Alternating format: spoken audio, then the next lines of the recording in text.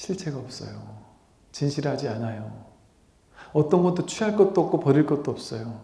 거기 그것을 그 모든 가치와 분별을 쓰고 살 수는 있어야 되는데, 그걸 다 활용할 수는 있어야 되는데, 거기에 내가 묶일 필요는 없습니다. 사로잡힐 필요가 없어요. 그걸 믿을 아무 이유가 없어요. 절대적인 진실이 아니기 때문에. 상대적인 임시로 만들어진 나의 인생에서, 내 인생이라는 삶의 과정에서 맞다 틀리다 옳다 그르다라는 분별의식이 일어나잖아요. 무명, 행, 식 이러잖아요. 우리는 무명, 어리석음 때문에 수많은 행위들 있잖아요. 말과 생각과 행동이란 행위 속에서 만들어진 삶의 경험치가 분별의식으로 아는 것으로 쌓였단 말이에요. 그러니까 내가 내 삶의 경험에서 쌓였던 모든 의식들은 그 상황 속에서만 상대적으로만 옳았던 의식일 뿐이에요. 그래서 불교에서는 자기가 안다는 그 의식을 분별망상이라고 부르는 거예요. 망상이라는 말이에요. 진짜 지식, 진짜 지혜가 아니라는 소리예요. 지식일 뿐이지. 상대적으로 배웠던 지식일 뿐이지 그게 절대적인 지혜가 될 수 없어요. 상황이 달라지고 시대가 달라지면 그 암도 달라져야 되거든요. 그리고 여러분의 자녀들은 여러분이 살아왔던 삶 시대와는 다르게 전혀 새로운 인생을 살아가고 있거든요. 거기에는 질서가 달라요. 옳고 그르는 게 우리가 생각하는 것과 전혀 다른 옳고 그름의 가치를 가지고 있을 수도 있어요. 모르겠지만서도 제가 장병들하고 이렇게 있으면서 맨날 친구들 불러놓고 한마디씩 했던 건 뭐냐면 전부 다 말투가 거친 거예요. 욕을 달고 사는 거예요, 입에다가. 그래서 정말 이게 사람이 말투 하나하나, 언어 하나하나 어떤 거 쓰느냐에 따라 사람이 전혀 다르게 느껴진다. 말을 좀 예쁘게, 품이 있는 것까지는 안 바라더라도 말을 이렇게 좀 예쁜 말을 쓰고 예쁘게 이렇게 하면 사람이 얼마나 멋있어 보이는데, 너희들 나이 들어서 직장 취직했는데도 그런 얘기 어디 가서 해봐라. 그럼 사람들이 너희를 되게 없어 보이게 느낄 수도 있다. 그 얘기를 매일같이 했는데 어느 날인가 보니까 내가 꼰대인가? 제가 욕이라고 생각했던 얘기를 몇 가지를 얘기했더니 와, 스님 진짜 그게 어떻게 욕이에요? 그거 그냥 일상 용어지 그건 욕이 아니에요. 이런 게 많더라고요. 졸라 어쩌고 이런 것도 그렇고 이런 거 있잖아요. 그 전혀 욕이 아닌 게 그래 욕은 아닐지 모르겠어. 근데 그런 말이 이렇게 좋은 어감이 아니. 그 폭삭 속가수다 그 드라마를 보다 보니까 거기 이렇게 나레이션 같은 거라든지 이런 거에 요즘 언어를 좀 쓰긴 쓰지만 나레이션 하나하나 이렇게 읊을 때 보면 이렇게 되게 따뜻한 그 담담한 말인데 뭔가 모르게 이게 마음을 싹싹 긁는 이렇게 뭔가 이렇게 우리를 확 자극하는 이런 언어들이 이렇게 있어요. 그래가지고 아마 작가라는 사람이 그래서 작가인가 봐요. 언어를 어떻게 이렇게 이 평범하고 단순한 언어를 가지고 어떻게 이렇게 예쁘게 뭐랄까 진짜 품위가 있게 이렇게 만들어낼 수 있을까 하는 그러니까 그 말에 힘이 있거든요. 그래서 그 말을 어떻게 쓰냐에 따라서 그 사람이 다르단 말이에요. 그러나 그 또한 내 가만 보니까 그 또한 시대에 따라 달라질 수 있겠다란 말이죠. 내 생각만 고집해 가지고는 그것도 우리가 품격이 있다고 생각하는 걸 요즘 젊은 친구들은 꼰대라고 생각할 수도 있는 거죠. 그래서 모든 가치가 이와 같단 말이죠. 놀랍지 않나요? 지금까지 내가 맞다 틀리다 옳다 그르다 생각하면서 내 인생의 목표라고 생각하면서 달려왔던, 이거 갖기 위해서 달려왔던, 이걸 성취하기 위해서 달려왔던 그 모든 삶의 노력들, 행위들이 어쩌면이 아니에요. 그것이 내 분별망상이었을 수 있어요. 분별망상이에요. 그러나 그 모든 걸 했더라도 거기에 과도하게 집착하지 않았으면 상관없어요. 왜냐면 분별을 안 할 수는 없으니까요. 분별은 다 해요. 분별해야 돼요. 분별해야 되는데 분별에 묶이지 않을 수 있죠. 분별을 하는 세상 속에 살면서 그 분별이 다 꿈인 줄 아는 거예요. 허망한 줄 아는 거예요. 망상인 줄 아는 거예요. 그럼 모든 일을 다 하지만 그 모든 일에서 자유로워지죠, 이제. 왜냐하면 분별이 없다는 건 뭐예요? 열심히 하는데 돼도 좋고 안 돼도 좋아요. 내가 싫은 건 내 인생에 없애고 싶어서 없애려고 막 하는데 돼도 좋고 안 돼도 좋아요. 그리고 여러 번 난 이건 싫으니까 이건 없애야지 했는데 안 없어져요. 또 하고 또 하고 또 했는데 안 없어져요. 그러면 같이 살 줄도 알아요. 좋은 걸 가지려고 막 노력을 하는데 안 돼요? 안 돼도 어쩔 수 없어요. 안 되면 더 두 번, 세 번 노력은 하지만 그래도 안 되면 오케이, 어쩔 수 없구나. 인연이 안 되는 거네 하고 받아들일 줄 안단 말이죠. 이 상태가 어떤 상태일까요? 머무는 법 없이 마음을 내는 상태가 되겠죠. 과도한 분별과 집착이 없으니까 마음껏 마음은 내요. 마음은 왜 내야 될까요? 분별을 할 줄 아니까. 우리는 누구나 분별을 쓸 줄 알아요. 그러니까 분별하는 마음을 다 낸단 말이에요. 근데 그 모든 분별하는 마음이 진실이 아니라는 걸 아니까, 진짜가 아니라는 걸 아니까, 그게 망상인 줄 아니까 거기에 머물진 않죠. 지금 제가 한 이야기들 곰곰이 잘 한번 사유해 보세요. 지금 이 말이 의미하는 바는 뭐냐면, 지금까지 우리가 생각했던 모든 가치, 옳다 그르다 맞다 틀리다 하는 모든 이야기들, 모든 생각들, 모든 사고방식, 안다고 여겼던 모든 것들, 이건 옳고 이건 틀려라고 생각하는 모든 것들, 그것이 틀렸을 수 있다라는 가능성을 말하죠. 그 모든 것들이. 그래서 이런 말도 해요. 오직 모를 뿐이라는 말은 뭐예요? 오직 모를 뿐이라는 말은 내가 아는 게 진짜 아는 건지 확실히 알 수 없다. 이거 좀 심하게 다르게 말하면 지금 우리가 알고 있는 모든 것들은 안다라고 말하는 것보다 오히려 전부 다 틀렸다라고 말하는 게 더 진실에 가까울 수 있어요. 내가 옳다라고 생각하는 모든 것, 그걸 위해서 우리는 죽도록 노력하며 살아왔잖아요. 뭐 어떤 정치적 신념을 향해서 막 이건 절대적으로 옳으니까 하고 달려왔잖아요. 그게 틀릴 수도 있는 가능성. 삶의 철학이 있을 거 아니에요. 이거를 위해서 내가 죽도록 달려왔고 난 이거 하나를 위해서 이 가치를 실현하기 위해서 살았어 하면서 살았던 가치가 있을 거 아니에요. 어떤 분은 자신이 어떤 자기가 정의롭다고 느끼는 그 신념을 끝끝내 지키기 위해서, 그거 하나 지키기 위해서 살아온 사람이 있단 말이에요. 근데 이 신념 때문에 어떤 경우는 그렇잖아요. 자기 하나의 신념 때문에 가족을 버리는 사람도 있죠. 뭐 나라를 위해서 가족을 탁 죽이고 전쟁터에 나가는 장군도 있었듯이, 온갖 어떤 내가 옳다고 생각하는 어떤 하나의 관념, 신념, 분별,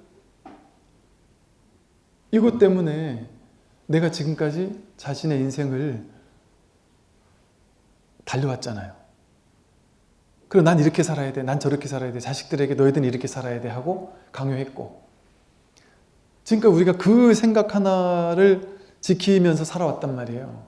내가 지키면서 살아왔던 그 모든 생각은 다 틀렸다.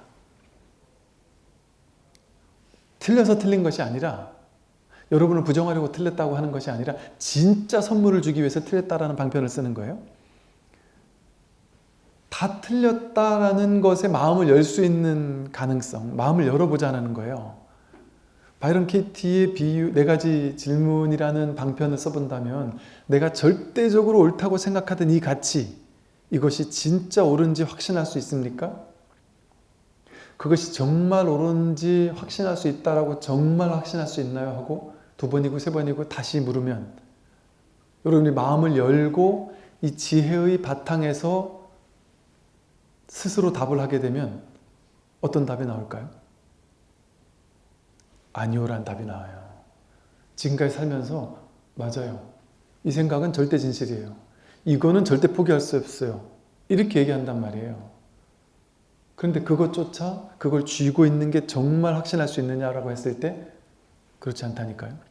그리고 그것이 절대 진실이라고 확신할 수 있다라고 생각을 하면서 집착을 할 때 마음이 어떤가 하면 불안해요. 그게 안 되면 어쩌나고 불안하고, 그대로 안 됐을 때 화가 나고, 그것대로 안 됐을 때 실패감, 패배감이 느껴지고. 근데 그걸 뒤집어 보는 건 뭔 말이에요? 그거의 반대되는 개념, 반대되는 생각, 사고방식. 나는 평생을 나는 부자가 돼야만 해 라고 집착하면서 부자가 되기 위해서 살아왔고, 부자가 되지 원하는 만큼 부자가 되지 못해서 너무 괴로웠던 사람이 있어요. 근데 나는 반드시 부자가 되어야만 해, 그래야만 행복해라는 생각이 있었어요. 그게 모토처럼 살았는데 그걸 뒤집어 보면 그러니까 그게 정말인지 확신할 수 있느냐? 확신하니까 지금까지 그걸 가지고 살았죠 라고 생각할 거 아니에요. 근데 그 생각을 할 때 마음이 어때요? 라고 물으면 어때요? 그 생각을 할 때마다 얼마나 괴롭겠어요. 그게 이루어지지 않았으니까. 내가 원하는 만큼 부자가 되지 않은 현실을 보면서 얼마나 자괴감이 느껴지겠어요. 근데 그걸 뒤집어 보면 어떨까요? 나는 부자가 되어야만 해 라는 생각을 뒤집으면 나는 부자가 되지 말아야만 해 라는 말이거든요. 그거는 진실하지 않을까요? 부자가 돼야만 해가 더 진실할까요? 부자가 되지 말아야만 해가 더 진실할까요? 부자가 되어야만 해도 진실할 수 있는데 그 진실한 생각, 진실하다고 느끼는 생각대로 평생을 살아왔는데 나는 부자가 안 됐잖아요. 현실이라는 진실은 나에게 뭐를 보여주고 있죠? 현실이라는 진실은 언제나 나에게 요만큼 부자인 거, 내가 생각하는 만큼 그만큼 부자는 아니고 요 정도의 경제력을 나에게 항상 주고 있잖아요. 그러면 현실이 곧 진실이에요. 인연법이, 연기법이 나에게 넌 이만큼 가지면 안 돼, 넌 지금 요만큼 가져야만 돼 라는 것을, 그 진실을 알려주고 있는 거란 말이에요. 즉 내 복이 요만큼인데 더 많은 걸 원하면 그 많은 걸 가지면 더 큰일 나는 일이 벌어져요. 복의 그릇도 안 되는 사람이 큰 복을 받으면 빨리 죽거나 이럴 수 있잖아요. 예를 들면. 그러니까 나는 요만큼 복을 받아야만 되는 사람인데 그것도 모르고 나는 부자가 되어야만 해라고 집착했던 거 아니에요? 그러면 나는 부자가 되지 말아야만 해가 더 진실할 수 있죠. 그 생각이 앞에 생각 못지않게 오히려 그거보다 더 진실일 수 있단 말이에요. 이런 질문의 방식으로 자기가 가지고 있는 모든 생각, 모든 분별,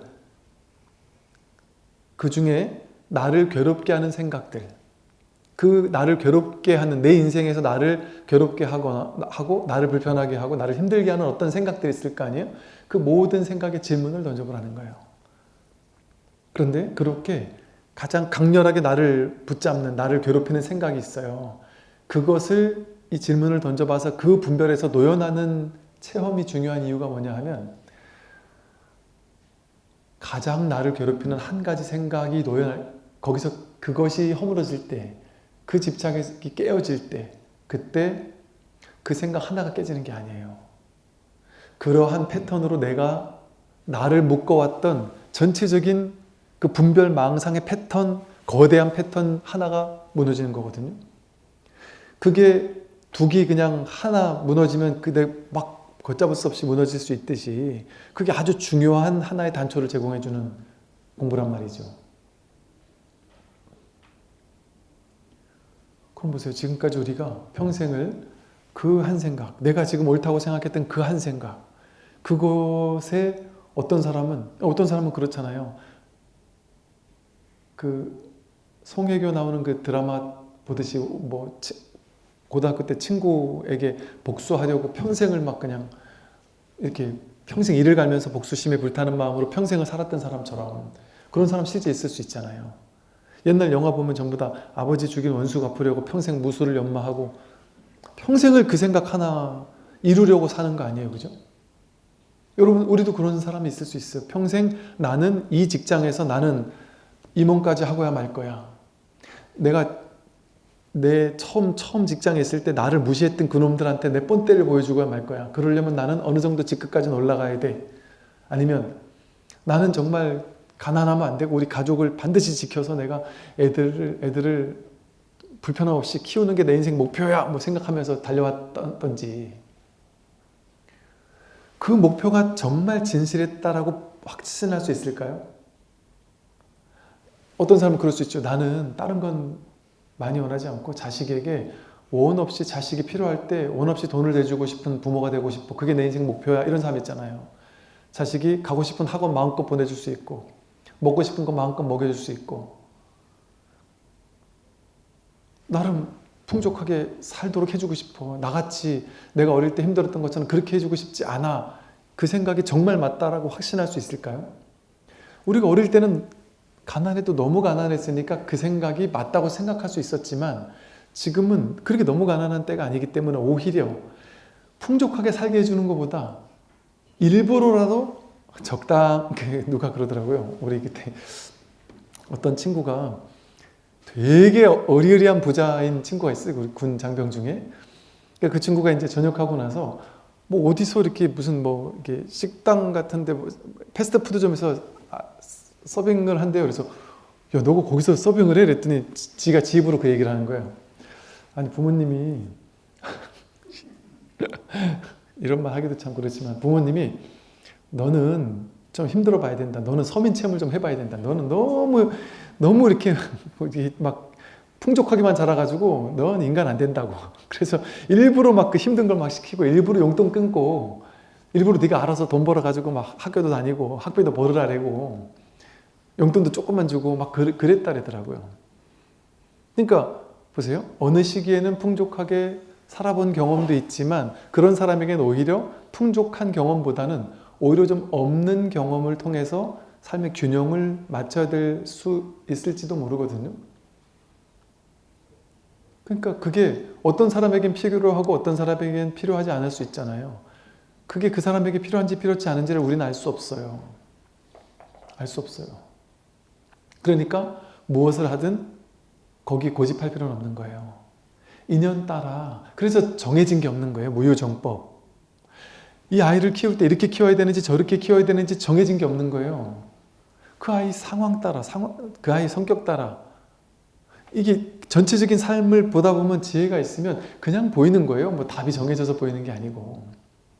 적절하게 묶을 줄도 알고 풀어줄 줄도 알고 용돈을 조금 줄 줄도 알고 좀 바짝 이렇게 좀 빠듯하게 줄 줄도 알고 이게 그냥 이렇게 보일 거 아니에요. 그냥 지혜가 있으면 저절로. 그게 뭐 교과서로 공부해야 돼요?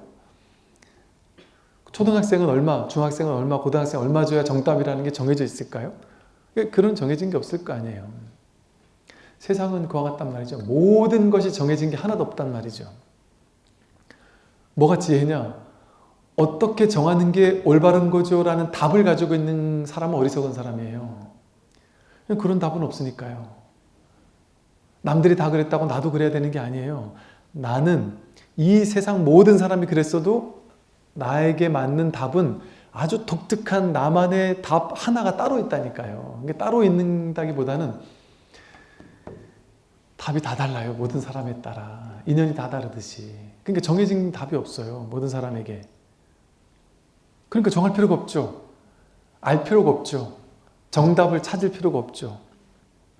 즉 뭐만 하면 돼요? 과도한 집착만 없으면 돼요.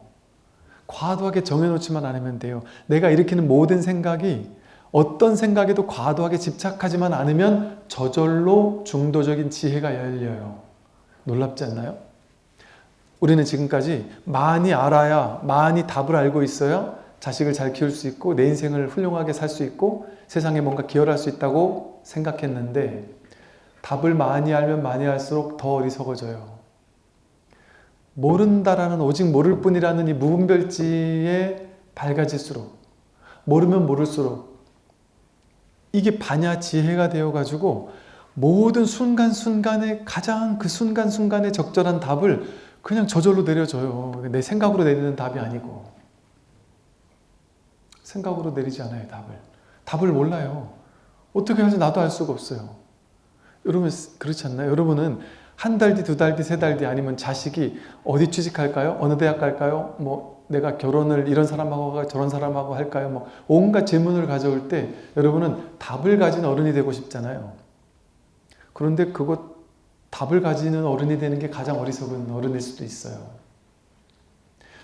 그냥 모르는 거예요. 항상 모르는데 희한하게 지혜가 있으면 그때 상황 따라 답이 나온단 말이에요. 생각에서 나오는 답이 아니라 그냥 생각 너머에서 그냥 그 감이라는 느낌으로 가슴에서, 머리에서가 아니라 가슴에서. 그 왜 가슴이라 그럴까요? 자연스러운 흐름에, 생각의 흐름이 아니라 자연스러운 삶의 흐름을 타게 돼요. 그래서 자연스러운 부드러운 결정을 저절로 내려줘요. 그게 생각은 뭔가 딱 답을 내야 될 것 같은데 이렇게 자연스러운 인연의 흐름을 타면, 자연스러운 부드러운 흐름을 타게 되면 어떻게 할 수 있을까요? 머리는 몰라요. 머리는 전혀 모르는데 자연스러운 감이라는 게 가슴이잖아요. 어떤 감이 있어요. 나도 그 왜 그런지 난 몰라요. 내가 왜 그런 결정을 내렸는지 몰라요. 근데 이상하게 자연스럽게 그런 결정이 내려졌다 이렇게 얘기해요. 뭔지 모를 이 흐름이 나를 이쪽으로 데려간다 이런 느낌 있잖아요, 여러분.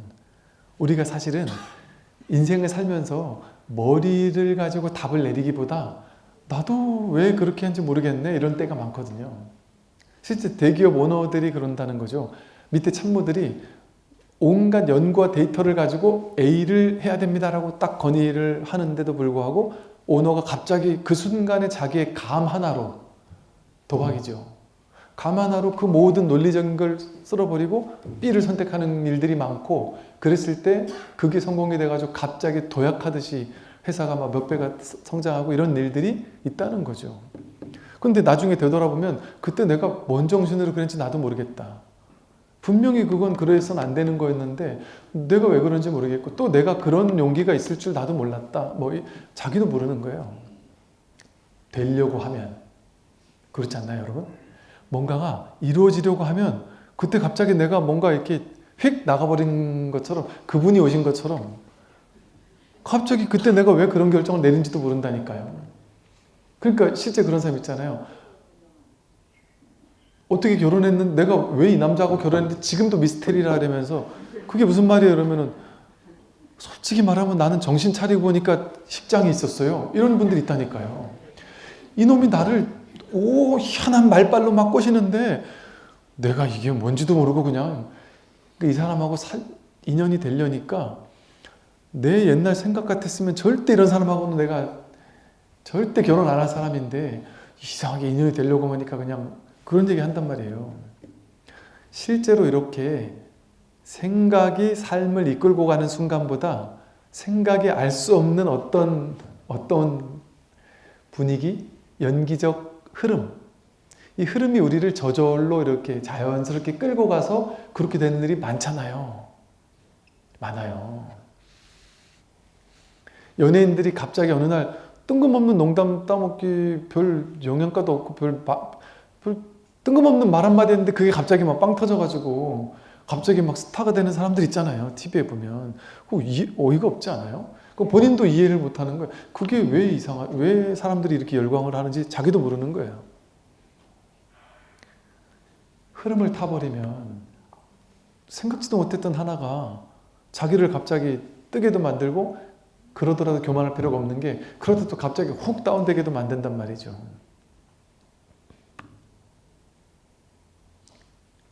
이게 삶의 근원에선 이와 같이 생각이 모든 걸 이끌고 가는 것 같지만 생각은 얄팍한 표면이에요.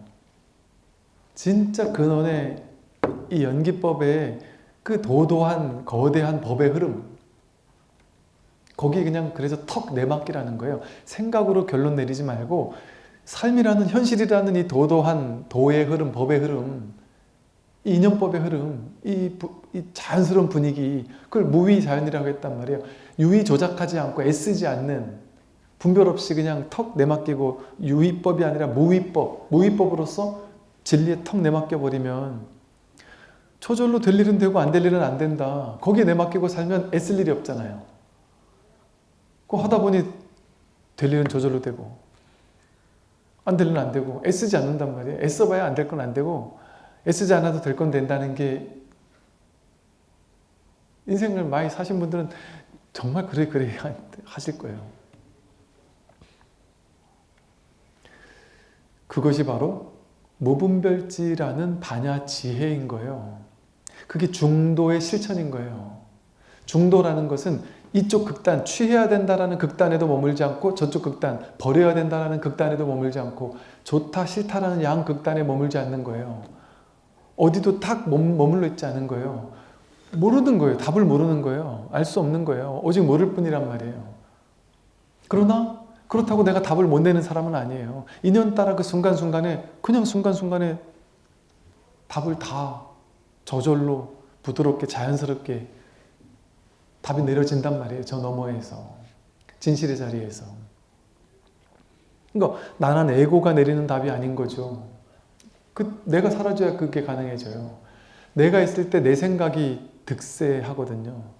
내 생각이 그냥 막 치성해가지고 내 인생을 주도하는 것 같고, 내 생각 가지고 내 주변 사람들을 막 통제하려고 애쓰고, 세상이 내 뜻대로 바뀌지 않으면 화를 내고.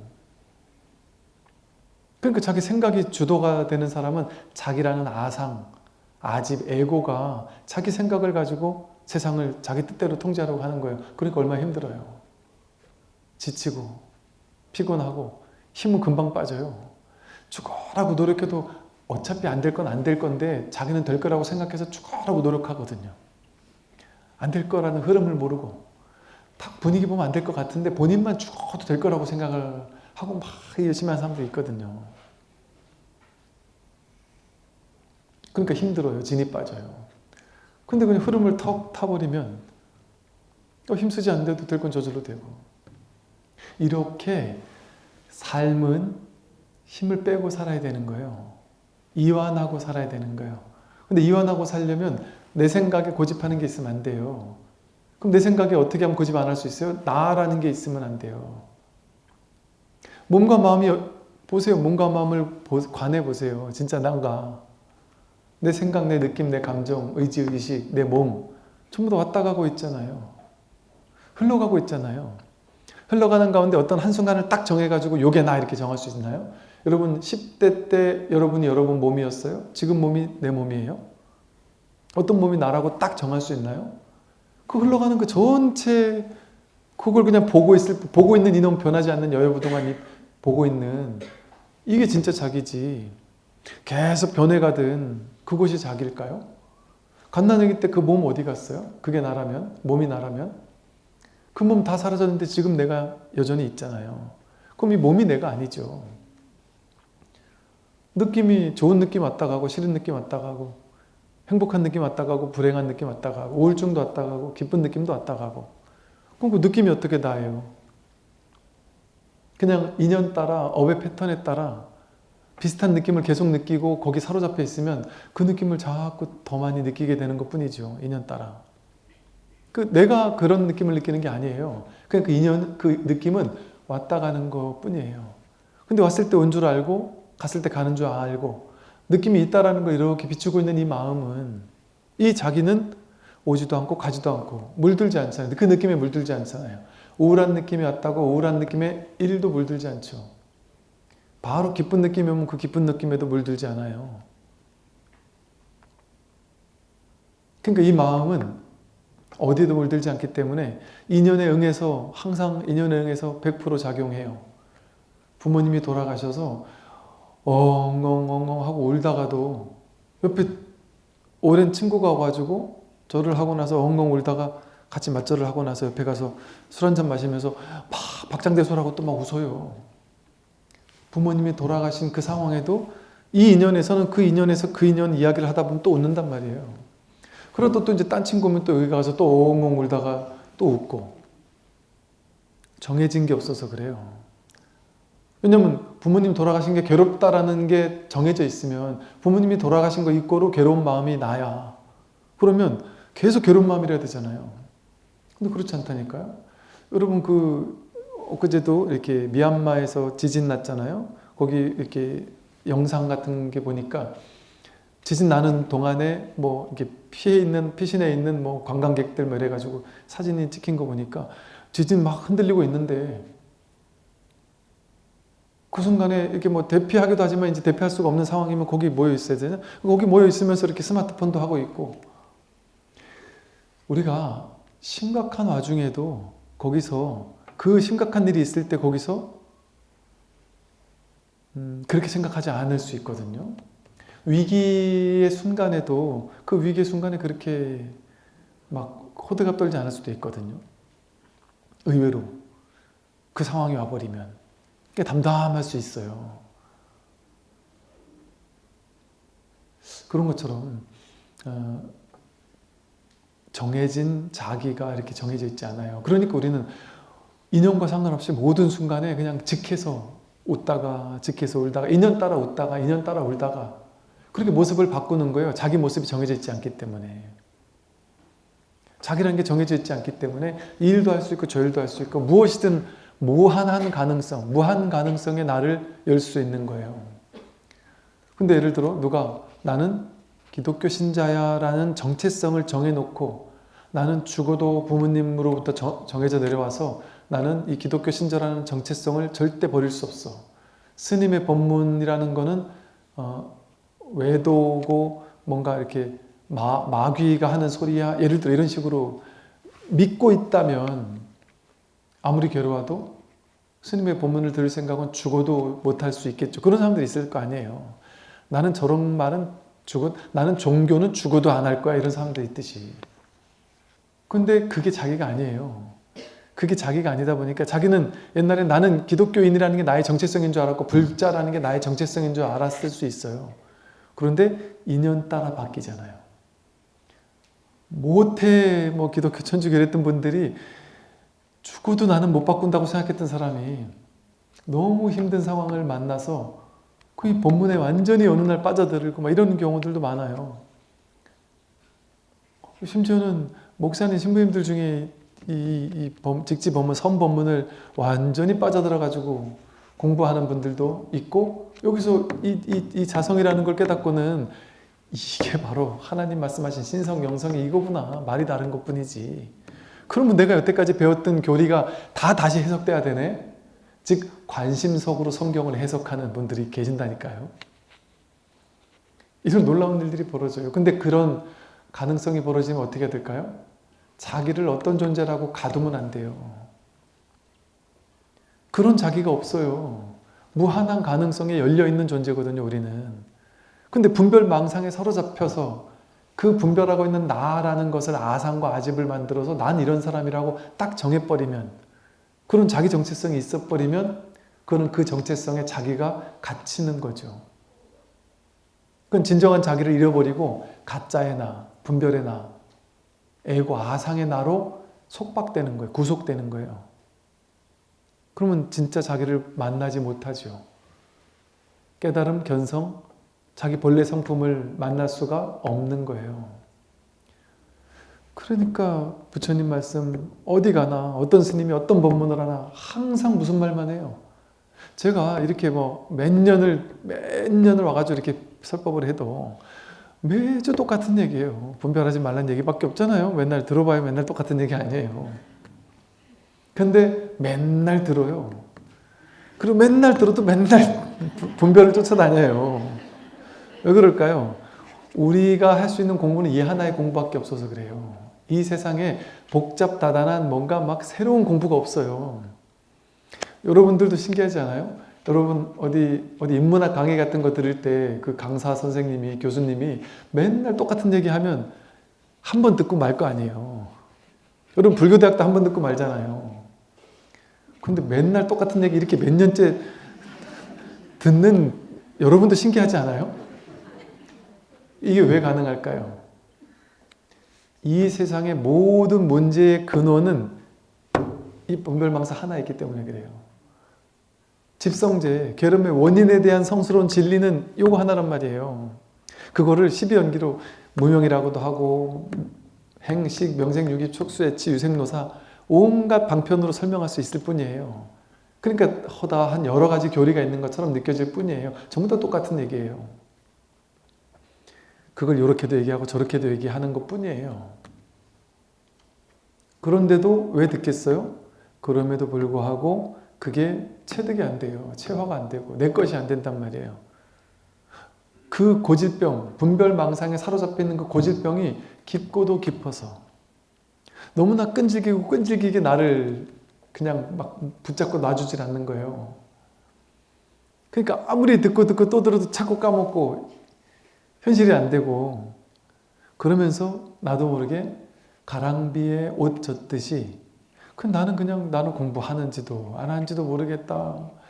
그런데 나는 그냥 한 가지 목표는 있다. 내가 공부되는지 안 되는지도 모르겠고 남들처럼 엄청난 발심 있는 것도 아니고 막 엄청난 투철한 막 불심이 있는 것도 아니고 막 간절함이 있는 것도 아니야. 그런데 나는 저 사람들 같이 그렇게 뛰어나게 잘하는 게 하나도 없는 것 같아. 그러나 나는 한 가지 이건 자신 있어. 그냥 내가 포기하지 않고 계속 그냥 공부하러 가겠다. 그런 사람이 유의 조작하는 세간에서는 능력 없는 사람일 수 있거든요. 뭔가 한번 하려면 끝장을 보자 하고 막 그냥 달려들어야지만 능력 있는 사람이잖아요, 세간에서는.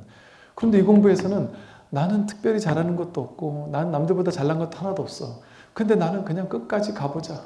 내가 잘하든 못하든. 내가 이 소식이 있든 없든 그냥 끝까지 가보자, 내가. 그 찐득하니 그냥 소처럼 그냥 밀고 나가보자, 그냥. 그게 제일 힘 있는 거예요. 세간에서는 그게 미련한 걸지 모르겠지만 이게 그냥 인욕바람을 삼으면서 정진바람을 계속 그냥 포기하지 않고 그러면서 여러분이 나는 미련해가지고 남들은 막 한 1년 만에도 아는데 나는 5년째 지금 10년째 공부하는데도 나는 몰라 이러면서 괴로워하는 게 욕심 아니에요? 수많은 지금까지 인류 역사에서 우리가 만나왔던 모든 수행자는 어때요? 세세생생 갈고 닦았단 말이에요. 스님들이 막 50년, 70년씩 평생을 참선하면서 막 그냥 화두 들고 평생을 살았잖아요. 세세생생 막 복 짓고 막 뭐 5만 그냥 8만 4천의 세행을 다 갈고 닦았단 말이에요. 그 세세생생 갈고 닦았는데 안 됐단 말이에요. 근데 고작 한 3년, 5년 법문 듣고 나서 저는 왜 안 되죠? 이렇게 그 욕심이 아니에요. 잘하고 있는 거예요. 왜? 포기 안 하고 있다는 게 잘하고 있는 거예요. 이거는 포기만 안 하면 무조건 되는 공부예요, 사실은. 포기만 안 하면. 근데 무조건 안 되는 이유가 뭘까요? 마치 뭐와 같으냐면 여기에 있는 이 시계를 봐야 돼요. 이게 견성이에요. 근데 요 밑에서 계단이 있어요. 계단에서 한 발짝, 한 계단 오고, 두 계단 오고, 세 계단 오고, 10계단 오고, 20계단 왔는데 첫 계단 왔을 때도 안 보이고 20계단 왔을 때도 안 보이고 30계단 올랐을 때도 안 보이고 80계단 와도 안 보여요. 예를 들면 108계단 딱 올랐으면 보일 건데 소공둥이가 보일 거거든요. 근데 107계단을 와도 안 보이죠. 107계단을 와도 안 보여요. 한 발짝 간 사람하고 100계단 간 사람하고 똑같다니까요. 모르는 것은. 근데 이 사람이 안 간 거예요? 정진 안 한 거예요? 진도가 안 나간 거예요? 나갔는데 모른다니까요. 알 수 없는 거라니까요. 내가 난 작년보다 올해 훨씬 좋아졌어. 내년에 훨씬 더 좋아, 뭐 2년 전보다 훨씬 더 좋아졌어. 이렇게 공부하는 건 공부 못하고 있다는 거예요. 왜 그럴까요? 자기는 100칸 왔는데도 여전히 안 보이거든요. 근데 자기는 지금 보인다고 생각하는 거잖아요. 그건 뭐냐면 자기가 법을 상으로 만들어가지고 자기는 그 법을 보고 있는 거예요. 자기가 이미지로 그림 그려가지고 이게 독이려니 하고 그 상을 집착하고 있는 거예요. 중도라는 건 뭐냐면 107계단을 가도 몰라요. 10계단 간 사람하고 똑같이 여전히 몰라요. 오히려 더 답답하죠. 그런데 그 다음 계단을 가는데 모두 다 그 다음 계단을 한 발씩 다 갔어요. 한 계단, 두 계단, 세 계단, 10계단, 20계단 모든 사람이 전부 다 그 다음 계단을 갔는데 모든 사람이 전부 다 몰라요, 여전히. 근데 107계단에 있던 사람만 한 계단 한 발 딱 떼버렸는데 소공둥이를 보는 체험이 일어난단 말이에요. 일별하는 체험이 일어난단 말이에요. 그러니까 꾸준히 오래오래 하는 게 중요하지 확인하고 안 하고는 몰라요. 어떤 사람은 108계단 만에 확인할 수도 있고 어떤 사람은 3000계단을 가야 확인할 수도 있고 그걸 우리는 선근 공덕이니 업장이 지중하니 뭐 이런 얘기를 할 수도 있어요. 방편으로. 알 수 없어요. 어떤 사람은 10발 걸었는데 벌써 확인하는 사람도 있어요. 그런데 10발 걷고 확인했어요. 이 사람은. 빨리 확인해서 운이 좋았어요. 확인했는데 너무 빨리 확인하다 보니까 이게 뭔데? 그리고 다시 뚝 떨어져요. 그래서 이 공부를 안 해요. 너무 쉽게 확인하면 이게 귀한 줄 모르고 그 다음 공부를 안 해요. 그래서 오히려 그게 장애가 될 수도 있어요. 죽어라고 힘들어서 남들은 막 50계단, 100계단에 깨닫는데 자기는 3000계단 했는데도 못 깨닫고 3001계단 오를 때 겨우 이제 이를 확인했다. 그 사람은 결코 이걸 포기 못해요. 너무 힘들게 왔기 때문에 포기하지 못해 끝끝내 해마친단 말이에요. 그러니까 오래오래 공부하는 게 귀한 것이에요. 오늘 여기까지 말씀드리겠습니다. 승부하십시오.